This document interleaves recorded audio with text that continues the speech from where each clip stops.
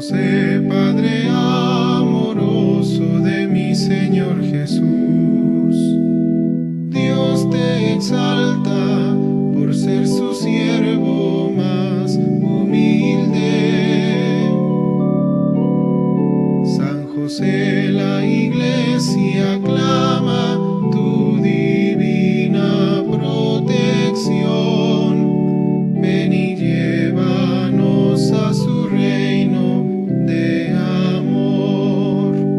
José, hijo de David, justo y fiel esposo de la Virgen María, Dios te eligió para ser su custodio.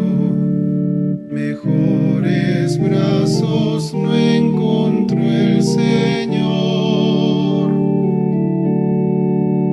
San José, Padre amoroso de mi Señor Jesús, Dios te exalta por ser su siervo más humilde. San José, la Iglesia aclama tu divina protección. Ven y llévanos a su reino de amor. Tu ejemplo fuerte de un gran amor a Dios, paciente y noble, prudente y casto Señor, Dios en ti virtudes derrochó. San José, Padre amoroso de mi Señor Jesús, Dios te exalta por ser su siervo.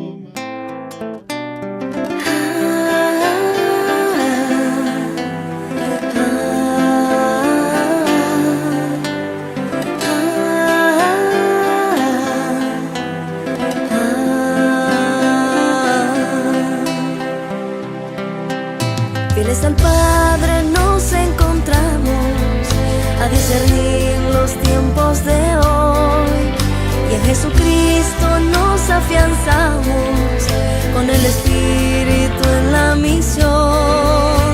50 años peregrinando van las ovejas tras su pastor, su voz profética resonando, es necesaria la conversión.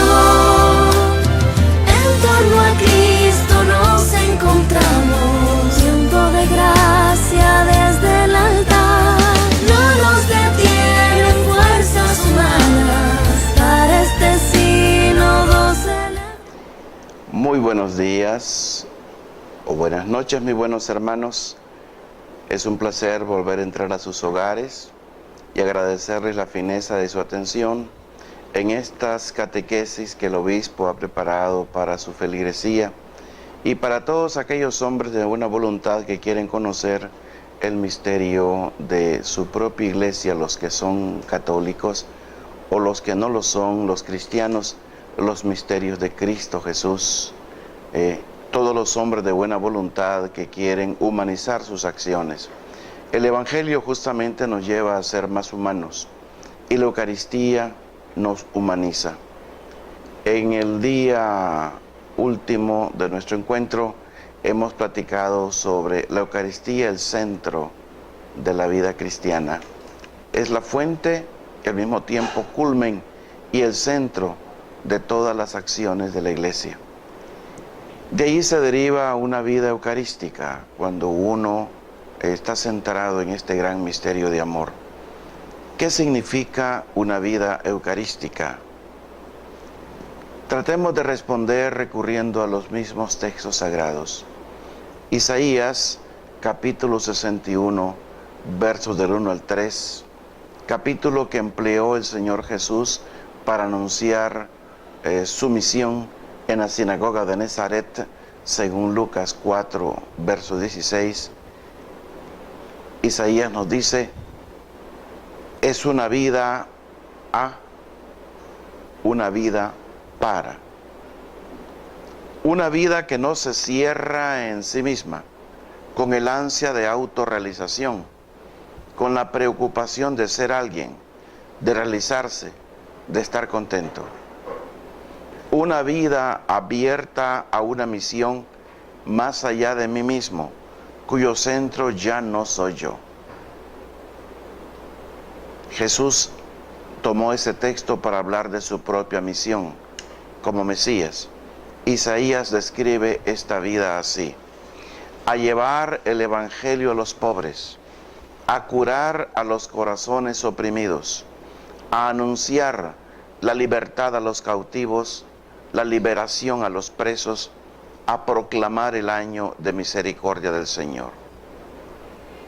Son 4 A que describen una vida dedicada al anuncio.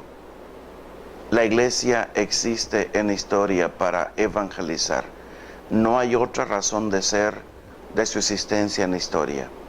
La iglesia, que no es el reino, pero es la semilla en la historia de ese reino de Dios. Reino de Dios que lo lleva en su corazón y que está destinada a anunciarlo. Por esta razón, el mismo Señor Jesús, principio y fundamento, piedra angular en la iglesia, recurre a ese texto para describir su misión y que retrata ciertamente la vida y misión de la iglesia que vive para su Señor Jesús, adorando y celebrando este enorme misterio de su presencia real en la Sagrada Eucaristía y de esa acción de amor que continúa Él realizando en la historia a través de su gran misionera, la iglesia. Son 4 A que describen una vida pues dedicada al anuncio. En la segunda parte del texto del profeta se habla de una vida para consolar, para alegrar, para dar una corona en vez de ceniza, aceite de alegría en vez de vestido de luto, canto de alabanza en vez de un corazón triste. 3 para, que significan una vida para la gloria y el consuelo de los demás. Nos preguntamos entonces, ¿qué nueva conciencia de sí, qué nueva comprensión de mí produce esta vida esta vida para? La respuesta está en la segunda carta a los Corintios, capítulo 4, versos del 1 al 2. Esta vida produce una conciencia libre del miedo, precisamente porque ya no se trata de la vida personal de uno mismo, sino de la honra y gloria del Señor. ¿Qué es lo que nos dice el apóstol en ese pasaje? No nos desanimamos, nos presentamos con humildad y sencillez delante de todos. En efecto, no se trata de nosotros. No nos predicamos a nosotros mismos. No somos sino servidores de ustedes por amor a Jesús. Dice Pablo hablando de sí. Y es lo que debe decir la iglesia hablando de sí misma. No es nuestra causa, es la causa del Señor Jesús. Estamos libres de cualquier preocupación de éxito o fracaso personal, porque el problema es el suyo y nosotros somos servidores de Él por ustedes. Tan es así que el mismo Papa Benedicto XVI señalaba de que cuando en la Eucaristía queda ahogada por los aplausos ante una predicación, ante un acontecimiento, es que la Eucaristía dejó de ser centro. ¿De dónde viene esta cualidad de vida? ¿Quién es el autor? ¿Quién es el responsable? Es el mismo Jesús que da la vida por nosotros, que da la vida por amor. La Eucaristía es la garantía, la fuerza permanente del hombre eucarístico. Decíamos que la Eucaristía es la garantía, la fuerza permanente del hombre eucarístico, porque es el mismo Jesús que está allí presente y al cual la Iglesia le sirve y vive para él. La Eucaristía hace la Iglesia, por lo menos en 5 momentos, mediante la celebración, la consagración, la comunión, la imitación, la misión o el testimonio. La Eucaristía hace la Iglesia mediante la celebración. Ella lleva a la asamblea a expresar la propia adoración y alabanza, a expresar el reconocimiento del misterio como experiencia constitutiva del hombre. La Eucaristía es la celebración del misterio, y el misterio es el otro, el inalcanzable. Aquel que nos fascina, que nos atrae, que está presente, el íntimo, el cercanísimo, el próximo a todos y al mismo tiempo todo lo contrario de nosotros y del mundo.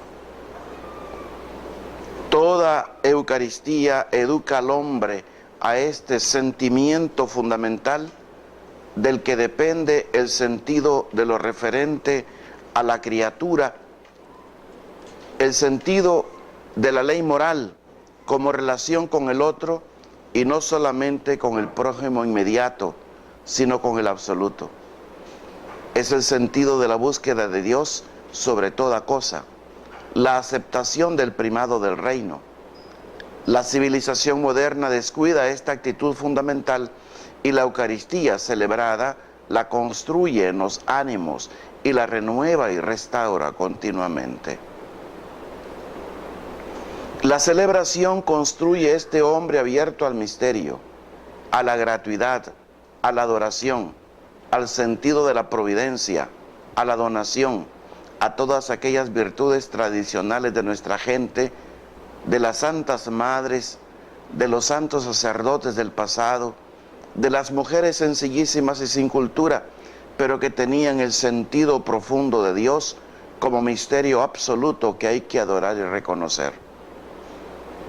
Dios sabe lo que quiere, nos conduce, de Él dependen nuestra vida y nuestra muerte.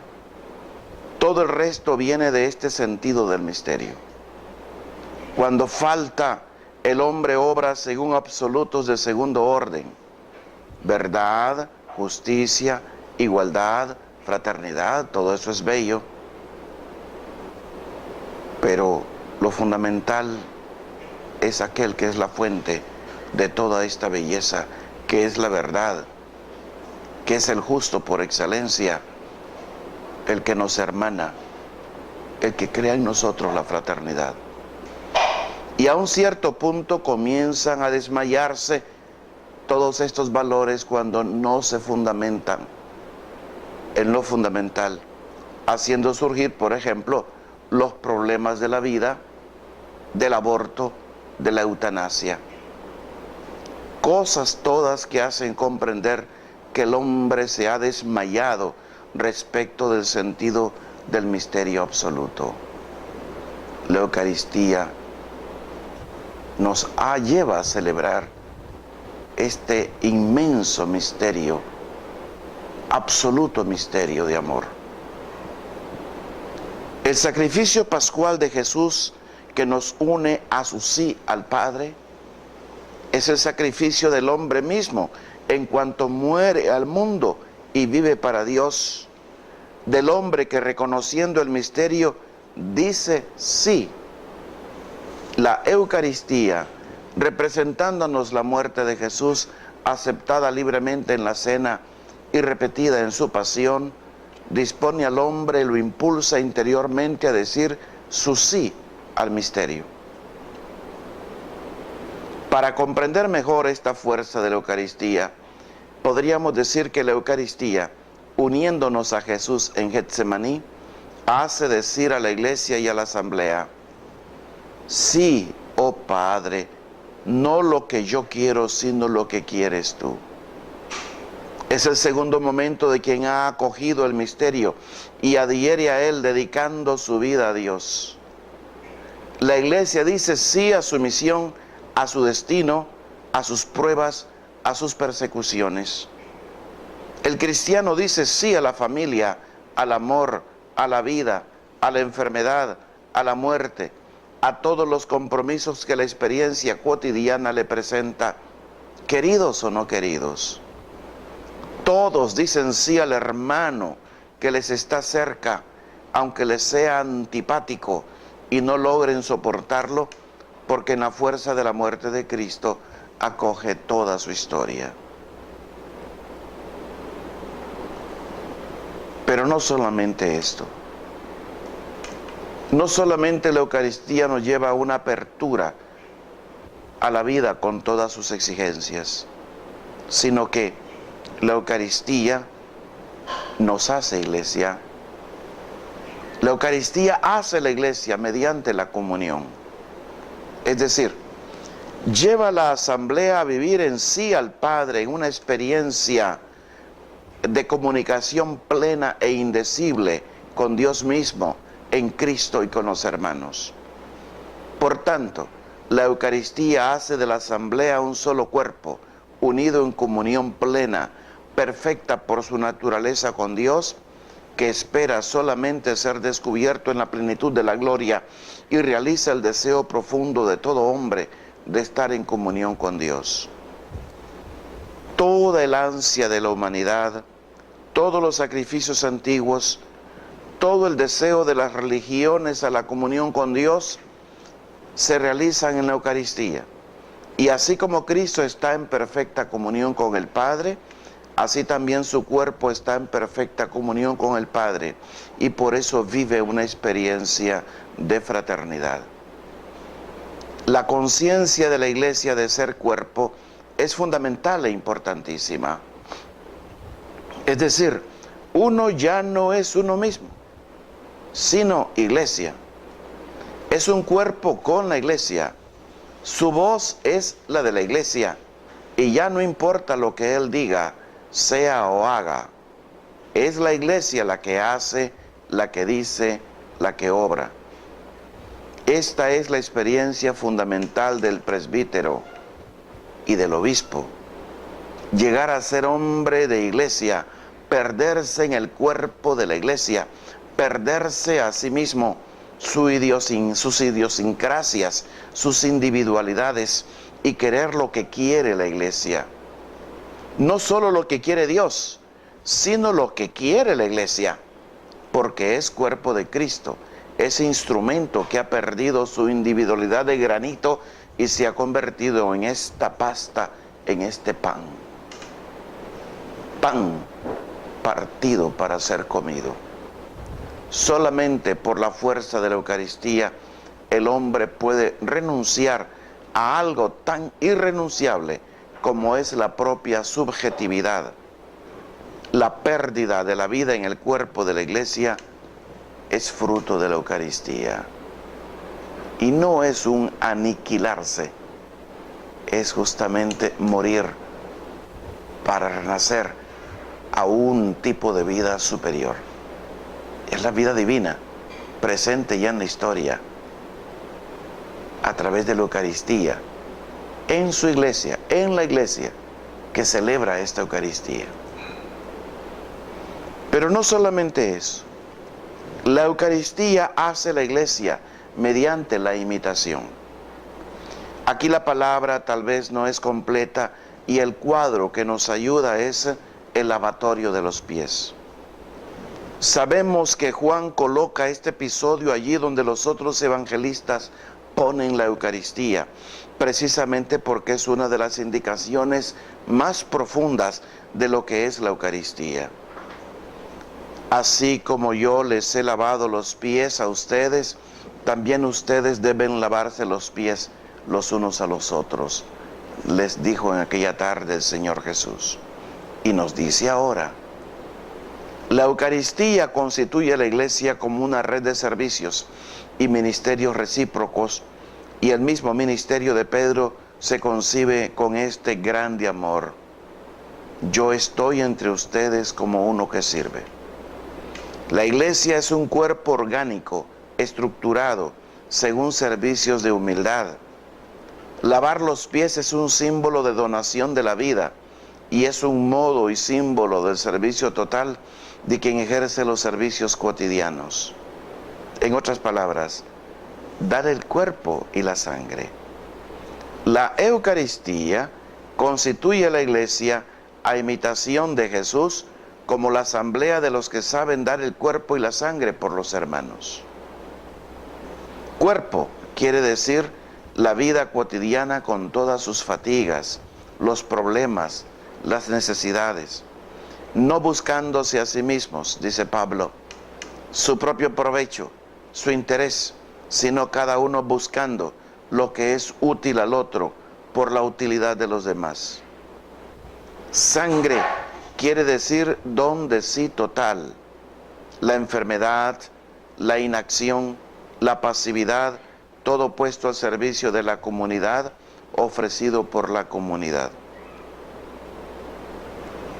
La Eucaristía hace la Iglesia mediante la misión, es decir, identifica la comunión con Cristo que atrae así a todos los hombres y a todas las cosas. La Iglesia, animada por la Eucaristía, comprende que Jesús quiere atraer así a todos los hombres y la comunidad va siempre más allá de sí mismo.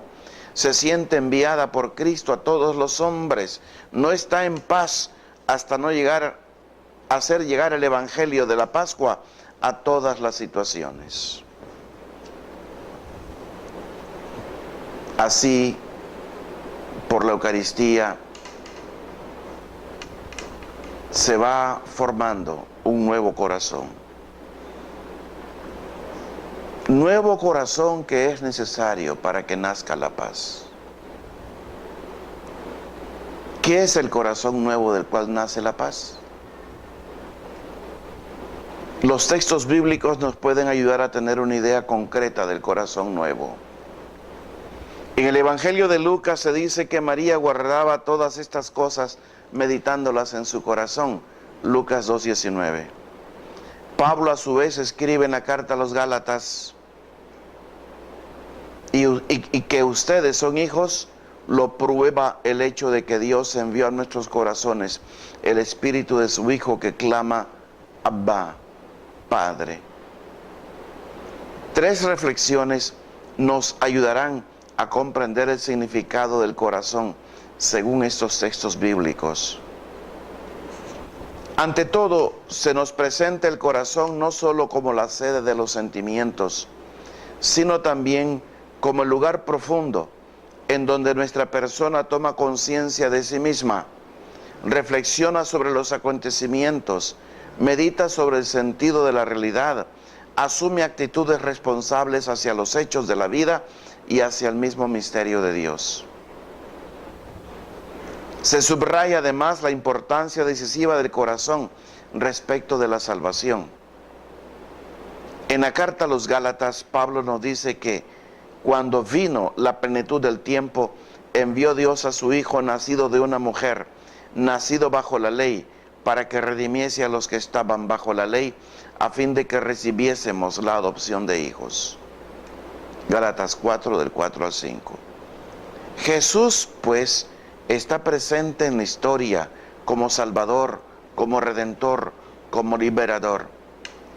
Pero la acción divina de la salvación se vuelve realmente eficaz en la historia humana solo pasando a través de nuestros corazones, que gracias al Espíritu Santo se convierten en corazones nuevos, animados por el amor filial hacia Dios.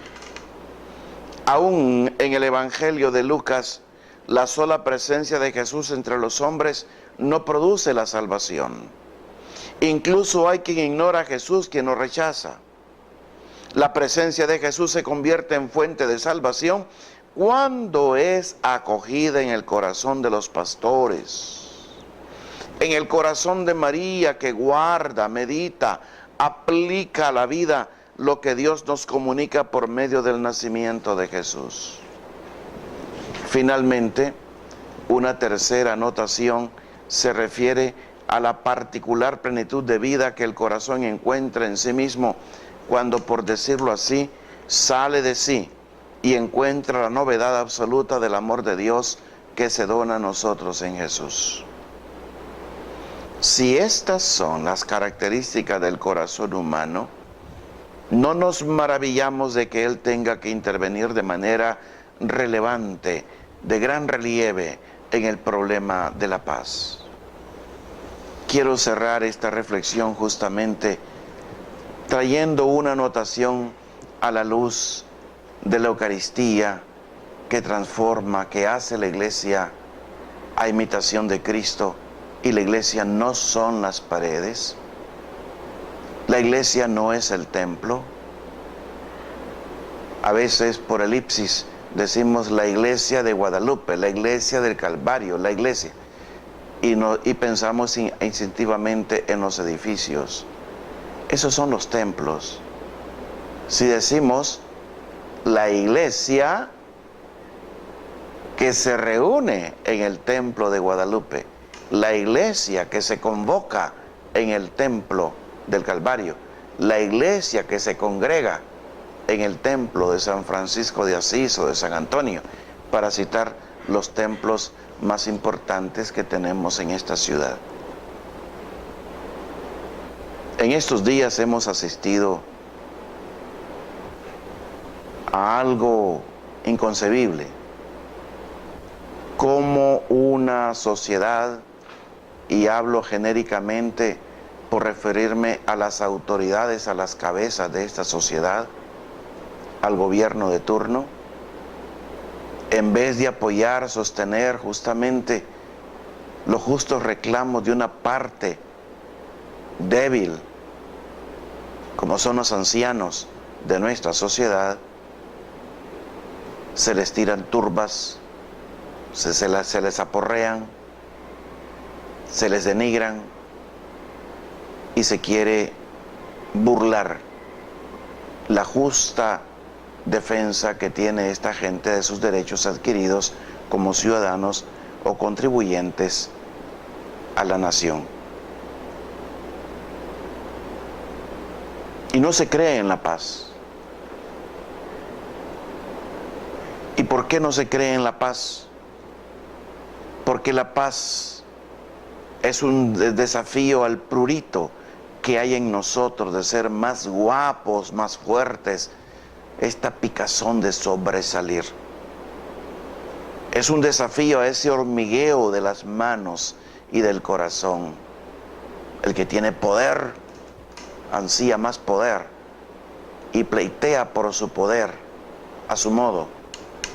El que es líder, cuando empiezan los halagos, termina como el chancho que se rascado se echa al suelo para dormir. Sí, es un desafío la paz.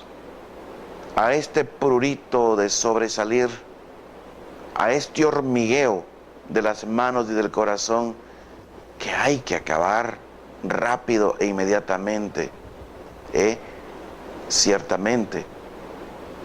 Como también piensan algunos, que quien no piensa como ellos piensan, también hay que acabarlo rápido e inmediatamente.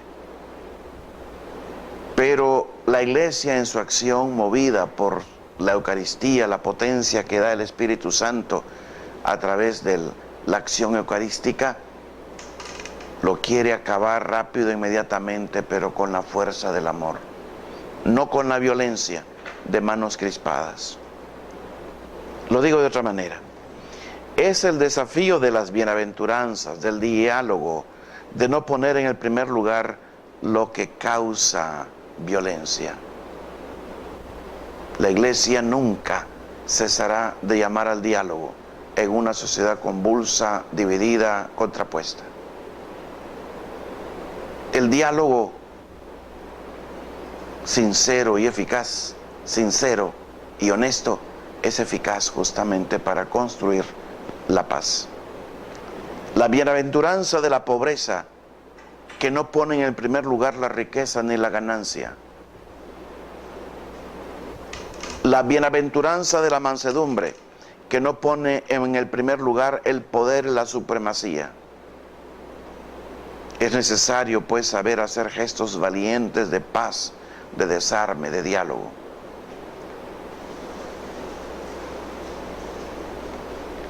Es admirable el ejemplo que nos han dejado los señores obispos de Managua,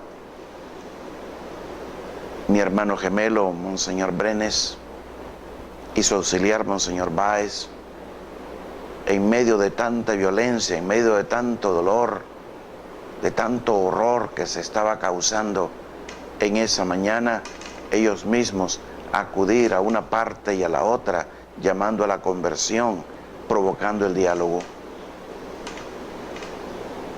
Y por eso se hace más grotesca cuando la reacción es el minimizar, el vulgareo, como dicen nuestros muchachos. El querer callar a través de música fuera de medida aquella voz que está resonando en la conciencia. La bienaventuranza del hambre y sed de la justicia, que no pone en primer lugar la propia satisfacción o la propia comodidad, sino que la coloca bajo el compromiso por la defensa de la vida, por la defensa de la dignidad del hermano marginado.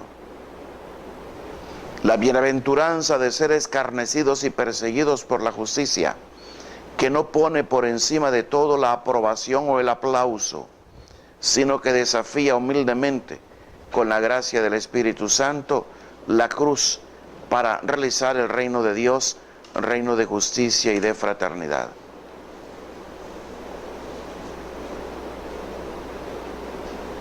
Pido a mi Señor que los frutos que genera la Eucaristía en nuestros corazones afloren en cada uno de nosotros y en modo especial comenzando por nuestra propia iglesia, nuestra misma iglesia. Que el Señor nos dé la gracia de ser pararrayos de paz en una sociedad que clama por la paz y por la fraternidad. Preparemos mejor nuestras asambleas eucarísticas. Abramos el corazón a este encuentro con el amor. Jesús Eucaristía. Y dejemos que el amor nos plenifique.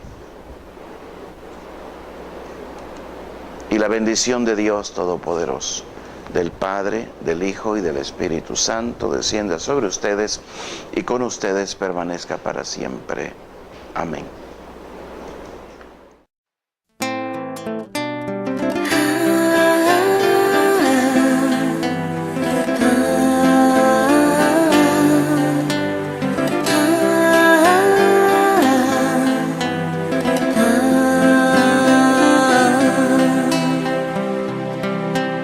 Fieles al Padre nos encontramos a discernir los tiempos de hoy, y en Jesucristo nos afianzamos con el Espíritu en la misión. 50 años peregrinando van las ovejas tras su pastor, su voz profética resonar